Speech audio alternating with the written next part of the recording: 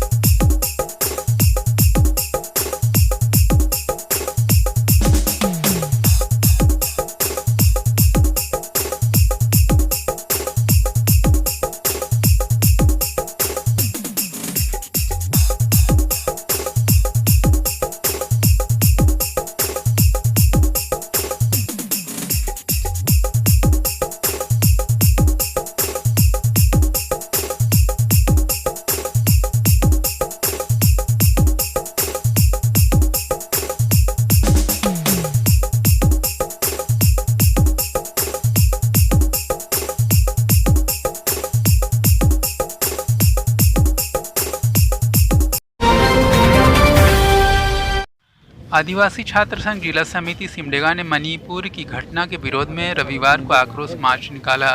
आक्रोश मार्च की शुरुआत शहीद अल्बर्ट एक्का स्टेडियम से की गई। मार्च में शामिल लोग झूलन सिंह चौक होते हुए महावीर चौक तक गए। इस दौरान लोगों ने प्रधानमंत्री नरेंद्र मोदी, मंत्री स्मृति ईरानी तथा मणिपुर के मुख्यमंत्री का पुतला दहन कर विरोध जताया। मौके पर छात्र संघ के जिलाध्यक्ष रोशन डुंगडुंग ने कहा कि केंद्र सरकार मणिपुर सरकार को बर्खास्त करे, साथ ही इस घटना के बाद स्मृति ईरानी और अमित शाह को इस्तीफा दे देना चाहिए। मौके पर उपस्थित आदिवासी छात्र संघ के उपाध्यक्ष अमन नियल सोरेंग ने मोदी सरकार को इस्तीफा देने की मांग करते हुए आदिवासी महिलाओं पर हो रहे अत्याचार की निंदा की। साथ ही आदिवासियों के साथ होने वाले शोषण के विरुद्ध नारेबाजी की। उन्होंने मणिपुर में हो रही हिंसा को रोकने के लिए अविलंब राष्ट्रपति शासन लागू करने की मांग की। जिला परिषद सदस्य शांति बाला किरकिट्टा ने कहा कि हम इसकी निंदा करते हैं। जब जब अत्याचार होगा तब तब आवाज़ उठाएंगे। छात्र संघ के संरक्षक प्रदीप टोप्पो ने भी केंद्र सरकार पर आदिवासी विरोधी काम करने का आरोप लगाया। साथ ही जीप सदस्य अजय टोप्पो ने कहा कि आज कानून के एजेंट कानून की धज्जियां उड़ा रहे हैं। हम मणिपुर के लिए न्याय मांग रहे हैं। अगुस्टीना सोरेंग ने कहा कि मणिपुर घटना के 3 महीने चुप्पी रहने पर सरकार जवाब नहीं दे पा रही है, अभी जवाब दे।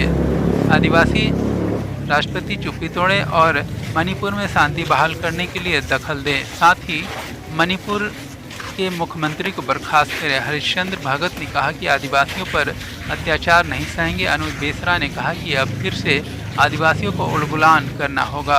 अनूप लकड़ा ने भी डबल इंजन की सरकार को कोसते हुए मणिपुर सरकार पर जवाब देने की बातें कही। मौके पर अशोक बेसरा, नमिता बान, निहाल मेंज, अमित गाब्रियल लकड़ा, जिला प्रवक्ता आनंद सोरेंग, अनमोल तिर्की, बिशु सोरेंग, मोनिका किंडू, निकोलस किंडो, रेजिना टोपर, वीरेंद्र बाड़ा, पुनीत अल्विस, जॉनसन खलखो के अलावे अन्य लोग भी उपस्थित थे। मणिपुर की घटना के विरोध में विरोध मार्च अल्बर्ट एक्का स्टेडियम से निकला। पूर्व निर्धारित कार्यक्रम के तहत अल्बर्ट एक्का स्टेडियम में काफ़ी संख्या में युवक और युवती जमा हुए। हाथों में तख्ती लिए हुए तख्ती में मणिपुर की घटना की निंदा की गई। साथ ही मणिपुर के मुख्यमंत्री को इस्तीफा देने और आदिवासियों को संरक्षण देने की बातें भी लिखी हुई थी। हाथों में तख्ती लेकर अल्बर्ट एक्का स्टेडियम से निकलकर युवक युवती मुख्य पथ पर आए। सामटोली मुख्य पथ से गुजरते हुए कचहरी रोड, झूलन सिंह चौक होते हुए महावीर चौक आए और यहाँ पे मोदी और स्मृति ईरानी सहित मणिपुर के मुख्यमंत्री का पुतला दहन किया गया।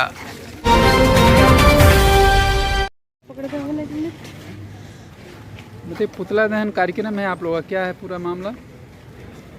पूरा देश जानता है कि मणिपुर 3 महीने से जल रहा है और ऐसे में हमारे माननीय प्रधानमंत्री जी अपना मुंह चुप रखे हैं और जो वीडियो सामने आई है जिसमें अब तक के मानव इतिहास में महिलाओं के साथ जो सुलूक हुआ है, इससे भारतवर्ष का एक एक नागरिक संसार हुआ है, मानवता तार तार हुई है।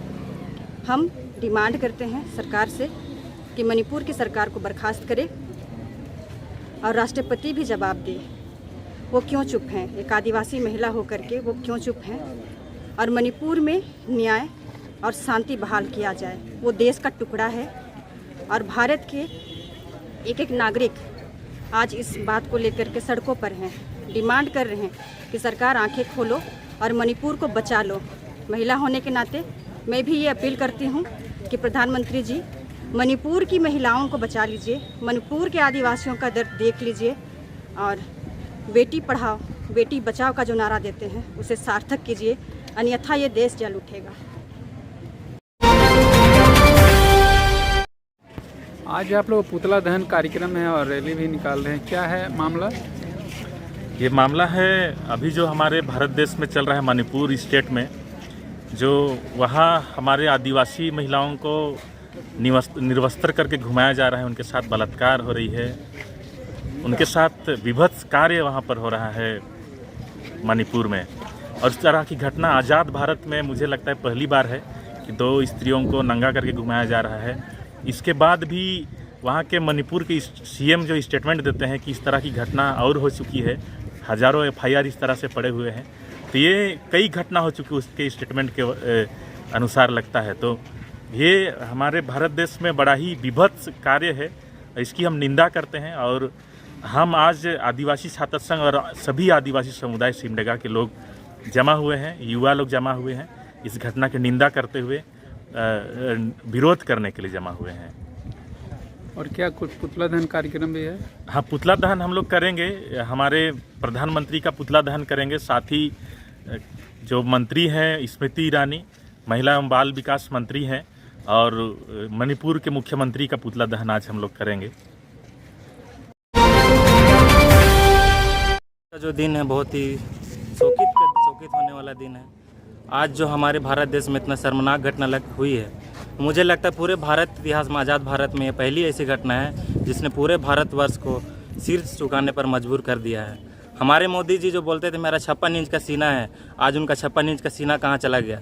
जो महिला बाल विकास मंत्री स्मृति ईरानी हर बात पे सिलेंडर ढो करके नाच गान करती थी, उनका एक बयान तक नहीं आता है। 4 मई की घटना जब 18 मई को FIR होती है, उसके बाद 70 दिनों को लगभग 70 दिन के बाद आज हमारे प्रधानमंत्री जी बोलते हैं, वो भी जब सुप्रीम कोर्ट जब उनको फटकार लगाती है तब जाकर कर उनका मुंह खुलता है। मोदी जी क्या बोल कर के आए थे, बेटी बचाओ, लेकिन आज वो क्या कर रहे हैं, हमारी बेटियां सुरक्षित नहीं हैं। जब आप कश्मीर में इतना संवेदनशील जगह है, कश्मीर को आप संभाल सकते हैं, लेकिन मणिपुर को आप क्यों नहीं संभाल पा रहे हैं? आप यूक्रेन युद्ध एक फ़ोन में रोक देते हैं मोदी जी, लेकिन अपना मणिपुर नहीं संभाल पा रहे हैं। इसका जवाब दे कौन देगा? आज मणिपुर जल रहा है, उसका जवाब दे कौन है? वहाँ के मुख्यमंत्री N बीरेन सिंह जी, वो बोलते हैं ऐसी 100 घटनाएं होती रहती। कितनी शर्मनाक बात है कि एक वहाँ का जो मणिपुर का जो मुखिया है वो इस तरह का बयान देता है, कितनी शर्मनाक बात है। ये जितनी भी घटना हो रही इसके मोदी जी को जवाब देना पड़ेगा, जो गृह मंत्री है उनको जवाब देना पड़ेगा, महिला बाल विकास मंत्री उनको जवाब देना पड़ेगा। और अगर इस तरह का हम आदिवासियों के साथ शोषण होता रहेगा तो हम लोग आवाज़ उठाएंगे, और ऐसा आवाज़ उठाएंगे कि उनका जो सत्ता पे बैठ कर जो सत्ता के जो सुख भोग रहे हैं उनको जवाब देना होगा। हम लोग ऐसा आंदोलन करेंगे, उनको सत्ता छोड़ करके भागना होगा। बहुत बहुत धन्यवाद। चलिए बताइए आज क्या कार्यक्रम है? आज ये कार्यक्रम है कि पूरे देश में, जैसे अभी तो पूरा माने हर जगह प्रचलित है, मणिपुर में जो महिलाओं के साथ, हमारे आदिवासी महिलाओं के साथ में इस तरह का जो दुर्व्यवहार किया जा रहा है और उन लोग को निर्वस्त्र करके माने घुमाया जा रहा है, कितना शर्म की बात है ना। जबकि आदिवासियों के हित के लिए सरकार सोचती है, मगर आदिवासियों का हित कहाँ हो रहा है, अनहित हो रहा है सभी जगह पर। ऐसा तो दूर की बात है, यहाँ नज़दीक हमारे ज़िला में भी उस तरह की घटनाएं घट रही जो कि न प्रशासन हमको समझ रही है और न और लोग ही समझ रहे हैं। इस तरह से हमारे आदिवासियों को अत्याचार करके और हम लोग को मने मटियामेट करना चाहते हैं कि क्या करते हैं। जैसे सरकार कहती है कि मान लीजिए महिलाओं के लिए बेटी पढ़ाओ बेटी बचाओ, है ना, तो क्या ये तो खाली हम लोग को लुभाने के दिन किया जा रहा है, और तो हम लोग का रक्षा, हमारे बेटी बहन का कोई रक्षा या उस तरह का कुछ सुरक्षा नहीं प्रदान की जा रही है। तो हम लोग में बहुत ही आक्रोश है आदिवासी समुदाय में, क्योंकि आदिवासियों के बीच में इस तरह का जो शर्मसार घटनाएं घट रही है बहुत ही निंदनीय है। ये माने क्षमा योग्य नहीं है ना। तो आज का कार्यक्रम है हम लोग का सावन के अधिमास सोमवार के अवसर पर सिमडेगा कांवड़िया संघ के तत्वाधान में हजारों की संख्या में महिला पुरुष कांवड़ियों ने सरना मंदिर में जलाभिषेक किया। भगवान शिव का जलाभिषेक कर कांवड़ियों ने अपनी मन्नतें मांगी।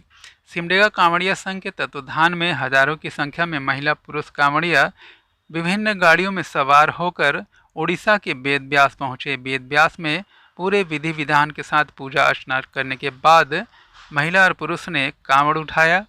कलश में जल लेकर बोल बम के नारों के साथ 75 किलोमीटर पैदल यात्रा तय की।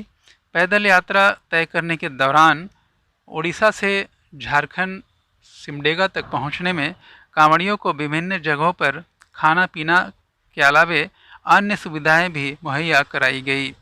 उड़ीसा में कई सामाजिक संस्थानों के द्वारा कांवड़ियों को सुविधाएं उपलब्ध कराई गई। वहीं सिमडेगा पहुंचने पर झारखंड की सीमा में प्रवेश करने के उपरांत भी सिमडेगा कांवड़िया संघ के अलावे अन्य संस्थान के लोगों ने कांवड़ियों को भरपूर सहयोग किया।